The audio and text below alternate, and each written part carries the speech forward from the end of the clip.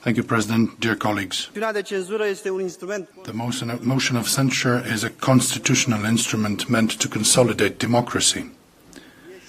It is not a problem, it is the beginning of a solution. Today's motion talks about serious facts, about principles that have been broken.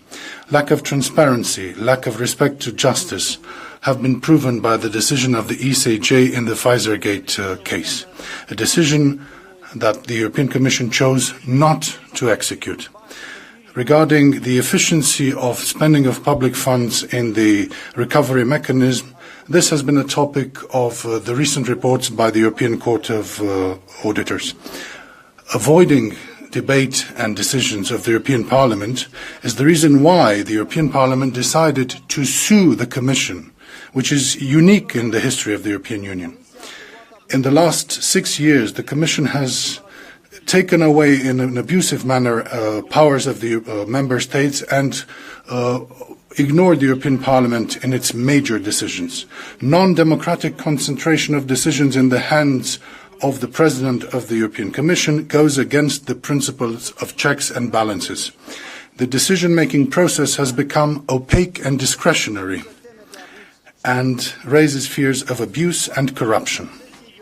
The cost of the obsessive bureaucracy of the European Union, such as climate change, has been a huge one.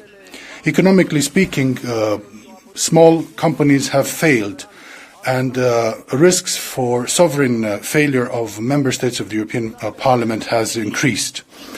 The fragmentation of the common market and double standards have increased the differences between the member states of the European Union. As an example, the little money that Romania attracted from the resilience mechanism has been used not for its development. Inflation that is out of control creates a social bomb. The burden of migration is on the shoulders of less developed countries. What is happening now at the border between Germany and Poland is a scandal, but it becomes something normal. Poverty, educational regress, all this has become normal things. Some commercial partners have lost their integrity if they ever had it. This is an industry of fear. Ladies and gentlemen, this is one of the most profitable businesses than anything else. Fear was even stronger than COVID.